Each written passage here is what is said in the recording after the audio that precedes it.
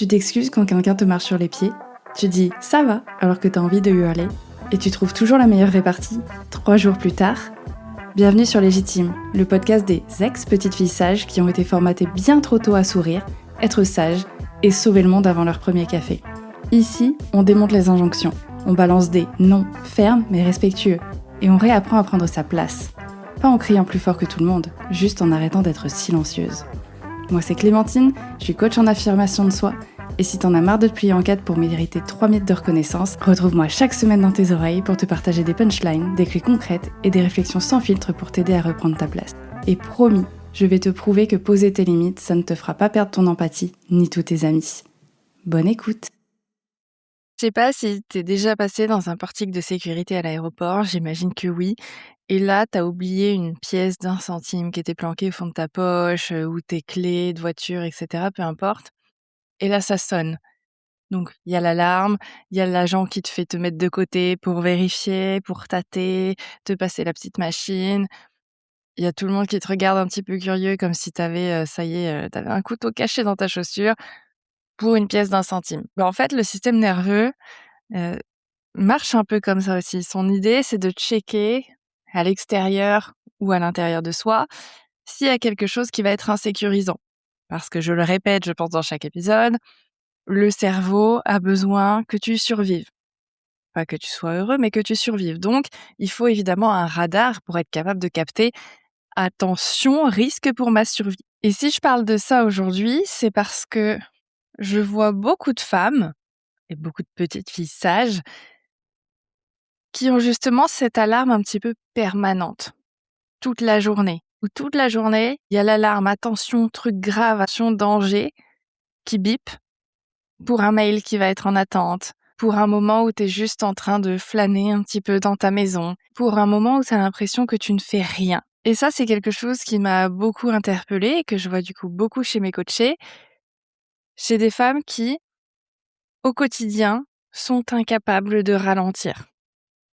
Ou elles sont obligées de faire tout le temps, à n'importe quel moment, et même quand elles se reposent, qui se disent: «Je suis obligée de faire quelque chose, je peux pas juste me poser là dans mon canapé à observer autour de moi. Il faut que je fasse quelque chose et il faut que ce soit en plus un peu productif», hein.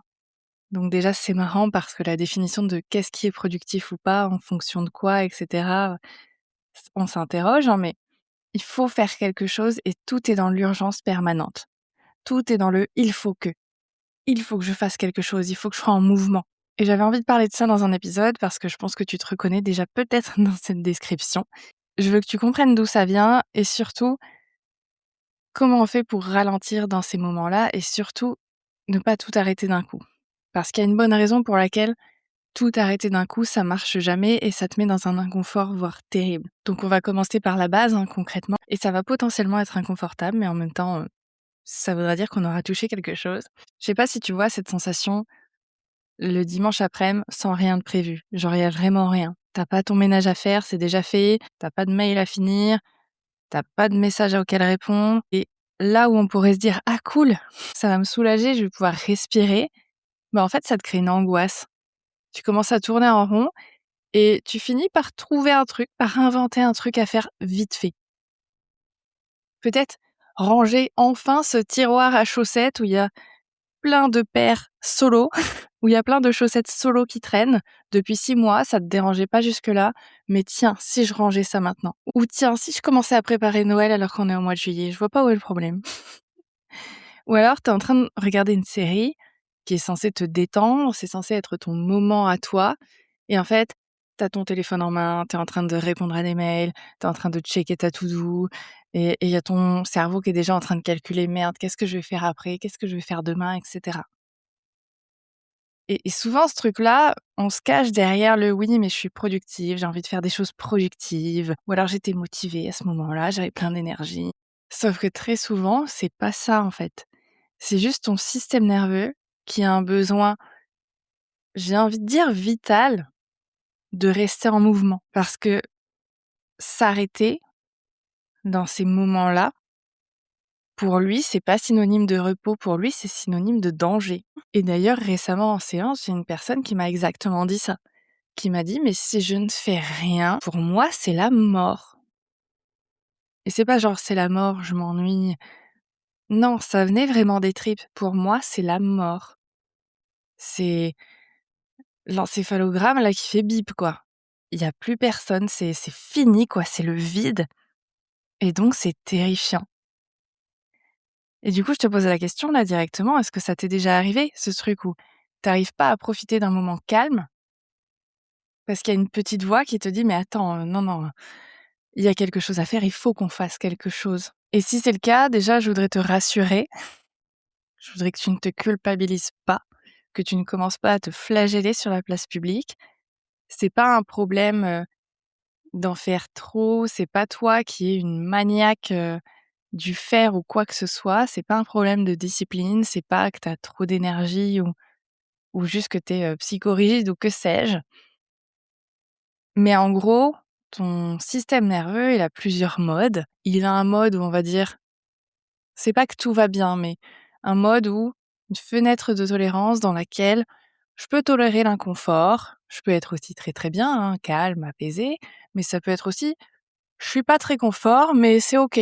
C'est OK, j'accepte cette situation, j'arrive quand même à naviguer, ça se passe, quoi».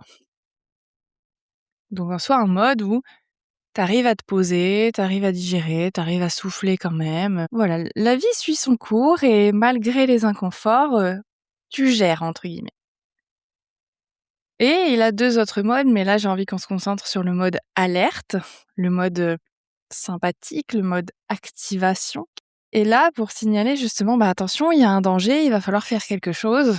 Donc soit, se mettre à courir, à fuir, soit se mettre à combattre ce danger. Et chez certaines d'entre nous, ce deuxième mode, il est resté allumé, bah, en fait, en permanence, depuis un long moment et parfois depuis très, très longtemps et généralement depuis l'enfance. Ce qui fait que tu restes en hypervigilance. Concrètement, je disais tout à l'heure, hein, notre portique de sécurité, ton système, il passe son temps à scanner l'environnement pour repérer le prochain truc qui pourrait mal tourner. Ton système, il passe son temps à analyser chaque élément, chaque personne autour de toi, chaque son, chaque odeur, pour être sûr qu'il va rester en sécurité. Et si ton système a enregistré un jour que ne rien faire, ben ça t'a amené peut-être à être puni, peut-être que tes parents, tes frères et sœurs ou un professeur même t'a dit: «Ah ça pour aider ta famille, il y a personne, hein», ou «Ah ça pour aider tes petits collègues, il y a personne». Pour foutre le bordel, là, il y a du monde, mais alors quand il s'agit d'aider, quand il s'agit de faire, ah là, ça se tourne les pouces, hein. Bah, tu sais quoi? Comme tu veux rien faire, bah, tu vas aller rien faire dans le coin, comme ça tu comprendras ce que ça fait. C'est possible en tout cas qu'à un moment donné, ne rien faire. Et ici, c'est pareil, tout est relatif parce que en fonction de ce qui s'est passé, des retours que tu as eus, tu étais peut-être juste en train de te reposer ou d'être contemplatif, peut-être de lire, peut-être d'être dans tes pensées, peut-être de créer toute une histoire dans ta tête. Faire marcher ton imagination, quoi. Mais en fonction de la personne en face de toi, ça a été interprété en: «Bah, elle glande, elle fout rien, c'est une feignante». Et tout ça, je pense que tu commences à le comprendre, ça s'est enregistré comme: «Attention, si je ne fais rien, c'est dangereux, je suis punie, je suis rejetée».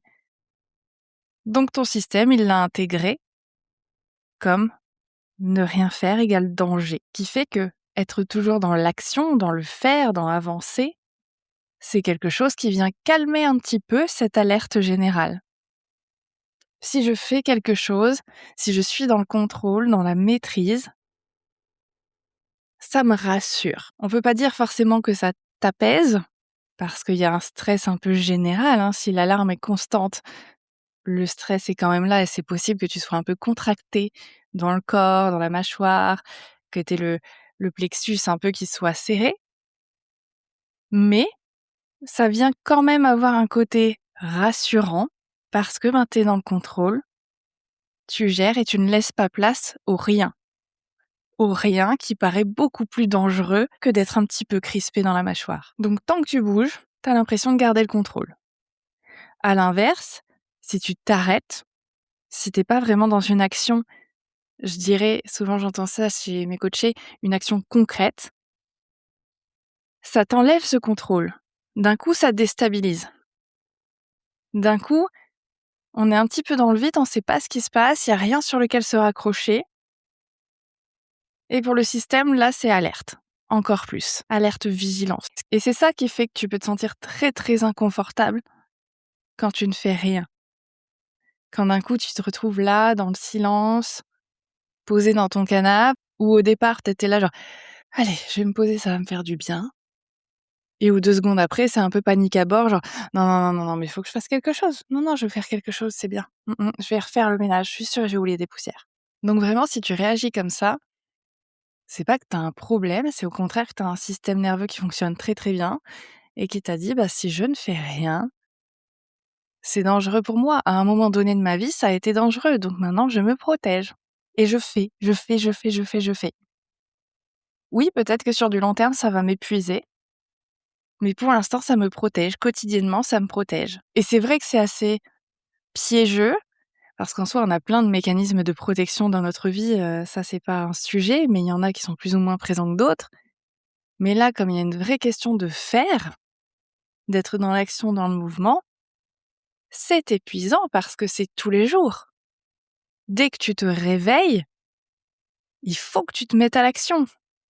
Parce que s'il y a un moment trop long de je ne fais rien, en tout cas, j'ai pas l'impression de faire quelque chose de concret, de pertinent, de productif, ben tout de suite ça s'enclenche. Donc on est bien d'accord que c'est fatigant et que c'est du tous les jours. Donc qu'est-ce qu'on fait dans ces cas-là? Si tu te retrouves dans cette situation où tu sais que tu as tendance à ne pas réussir à lâcher, ben déjà fous-toi un peu la grappe, en tout cas ne sois pas trop jugeante envers toi-même. Essaye pas de t'en vouloir, de dire: «Mais putain, j'en ai marre d'être comme ça, c'est pas possible d'être comme ça, de pas réussir à s'arrêter». C'est normal. En tout cas, ça se comprend. Ton système, il a appris quelque chose, il fait son job. On peut le remercier pour ça. Aujourd'hui, on est bien d'accord, c'est un peu handicapant. La première chose que je te dirais, c'est déjà, l'idée, c'est d'apprendre à ralentir. L'idée, c'est d'apprendre à ralentir pour que ton système puisse comprendre au quotidien qu'en fait, il n'est pas obligé de faire tout le temps pour que ça se passe bien. C'est de venir redistiller de la sécurité petit à petit. Et si je dis petit à petit, c'est-à-dire que on va pas chercher à s'arrêter. Parce que des fois, on va entendre oui, ben, on va faire de la méditation, ça va te faire du bien. Et c'est vrai que dans certains cas, ça peut faire du bien. Mais ça peut aussi être complètement contre-productif. Parce que imagine, alors faire de la méditation ou s'arrêter complètement, genre tiens, aujourd'hui, je ne fais rien du tout, ça peut être très contre-productif. Parce que si tu as bien compris, imagine, tu es dans une maison en feu, hein, donc c'est en alarme, et cetera. Attention, il y a un danger. Ton système te dit: «Il y a danger, là, il faut agir, là, il faut fuir» ou se battre, si tu as un extincteur, on pourrait imaginer que éteindre le feu, c'est se battre, mais il faut faire quelque chose. Et là, toi, tu es au milieu de la pièce en feu et tu décides de t'arrêter net pour faire une petite méditation. Bah, ton système, il va pas se dire: «Ah bah, c'est bon. Ah bah, on est safe maintenant. Voilà, on va brûler, mais au calme». Lui, il va capter: «Non mais elle est con quoi, elle a pas compris. Là, c'est dangereux, là, il y a un truc qui nous menace, il faut faire quelque chose, il faut bouger son cul, il faut faire quelque chose». Oui, le système nerveux est très vulgaire. Résultat, bah, ton alarme, elle monte encore plus fort, hein. C'est pareil, si tu te retrouvais face à une bête sauvage, ça serait peut-être pas le moment de faire une petite méditation. Donc le vrai geste de survie dans une maison en feu, ça serait pas de t'arrêter net et de faire une petite méditation. Ça serait de sortir, de fuir ou de sortir ton extincteur. Mais ça serait aussi de sortir intelligemment. C'est-à-dire que là où tu aurais peut-être tendance: «Ah, il faut que je sauve tous les objets», tu sais, tu t'éparpilles, tu veux faire plein de choses. «Faut que je sauve tous les objets, le carnet de famille, les photos, le dernier sac que j'ai acheté, ça m'a coûté une blinde». Non, parce que là encore, tu es en train de prendre du risque. Bah, l'idée, ça serait de prendre l'essentiel et de se mettre à courir. De prendre ce qui est prioritaire, tes enfants, peut-être tes animaux, ou toi déjà, et de courir. Et quand je dis ralentir, du coup, c'est exactement ça. C'est pas s'arrêter, c'est pas ne plus rien faire du tout, parce que pour ton système, ça serait terrifiant, mais c'est trier. C'est mettre un peu le pied sur le frein. Ça peut être faire moins de choses, les faire une par une, consciemment. plutôt que de tout faire à moitié dans l'urgence. Concrètement, ça donne quoi? Ça peut être se demander dans l'instant, c'est quoi la tâche essentielle là maintenant dans ma liste de trucs à faire? Et te dire par contre, c'est vrai que trier mon tiroir à chaussettes, c'est peut-être pas ma priorité. C'est peut-être pas nécessaire de le faire aujourd'hui. Ça peut être, à la place, voilà, de stopper totalement, mettre une action plus lente. Ton système, il a besoin de sentir que tu es encore en train d'agir, mais peut-être de prendre plus de temps, plus ciblé. Hein, par exemple, tu as peut-être déjà vu des vidéos comme ça sur Instagram qui illustrent ça, mais quand tu marches dans la rue et que tu vas à fond comme si tu étais à Paris. Bon alors s'il y a des Parisiens qui m'écoutent, voilà, vous marchez tous très, très, très vite, hein. On a l'impression que vous êtes tous dans l'urgence d'arriver quelque part et c'est peut-être le cas. Mais ça illustre justement le problème. Tout devient urgence, mais du coup rien n'est prioritaire et en fait on crée une alarme permanente sur des choses qui mériteraient peut-être de ralentir. Donc quand tu marches, si tu sais que tu marches très, très vite, essaye de ralentir un petit peu la cadence. Quand tu sens que ça commence à tourbillonner dans ta tête, il faut que je fasse ci, il faut que je fasse ça, prends peut-être un moment de attends, stop, pause, prends une grande inspiration et après reprends, vois ce qui se passe. Quand tu te laves les cheveux, des fois on a tendance à y aller à fond, là. Plus vite je le fais, plus vite ça mousse, plus vite je suis sortie. Ben, t'as peut-être pas d'urgence quand tu prends ta douche et que tu te laves les cheveux. Prends le temps de, voilà, te masser un petit peu le crâne, faire mousser.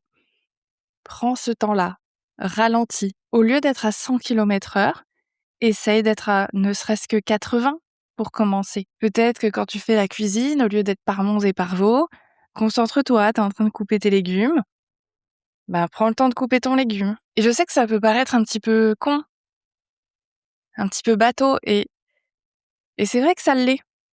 Mais tout n'a pas à être compliqué en fait quand on veut prendre soin de soi, de son système.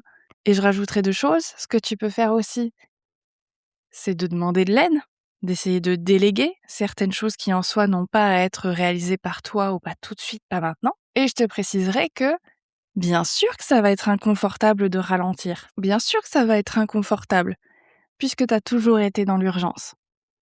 Ton système, il va se dire mais qu'est-ce qu'elle fait? Qu'est-ce que c'est que ça? J'ai pas l'habitude. C'est pour ça que je te dis passe de 100 à 80. Ne passe pas tout de suite de 100 à 50 km/h. Parce que ça va être peut-être un petit peu brutal. Mais qu'est-ce que ça donne si tu fais des mouvements à 5% même moins rapides que d'habitude? Qu'est-ce que ça donne? Qu'est-ce que ça fait sur ton corps? Est-ce que tu ressens que soit ça t'apaise, soit que il se passe pas grand-chose, dans le sens, c'est assez neutre comme ressenti, mais c'est peut-être moins désagréable qu'avant, où je me rends compte que, en fait, je peux être à moins 5% et ça va encore. Parce qu'en fait, c'est ça qu'on va aller chercher. Comme je disais tout à l'heure, c'est pas la plénitude, les feux d'artifice constamment. C'est juste, tiens, je montre à mon système qu'on peut faire différemment et qu'on est toujours en sécurité. Et c'est juste, oui, c'est un peu inconfortable. Je suis pas méga à l'aise, mais je suis pas en alerte rouge non plus. Donc c'est pas agréable, mais ça va.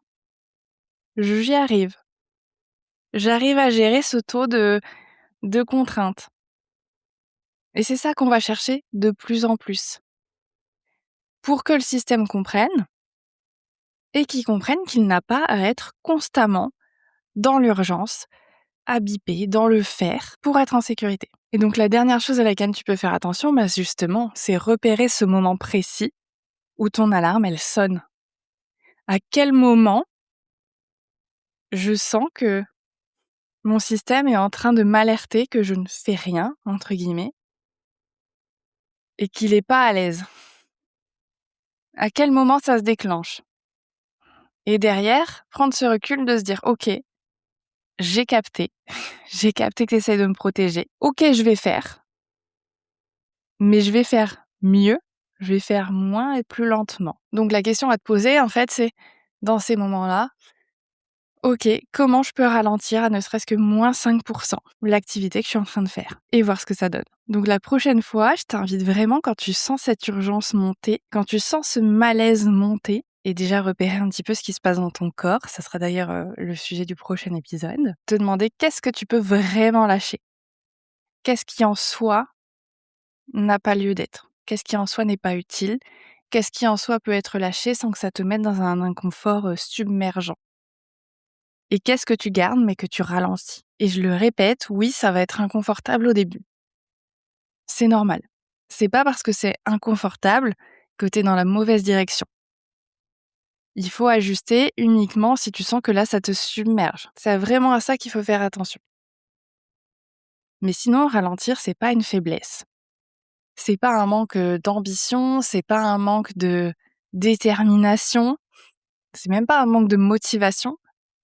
C'est juste réapprendre à ton système nerveux, qui peut être safe, même à l'arrêt, même quand il est plus lent, même quand tout n'est pas fait, même quand tu ne fais rien, même quand tu ne sers à rien techniquement. Mais ça se travaille, on est bien d'accord, c'est de la pratique, c'est un peu comme un muscle, c'est quelque chose qui s'habitue. Et ça se travaille doucement, pas tout d'un coup, parce que sinon on retombe droit dans le mode alarme et dans l'insécurité, mais ça se travaille avec de la patience, dans le lien, en accompagnement, si tu le souhaites. Mais il faut accepter que ça prend aussi du temps.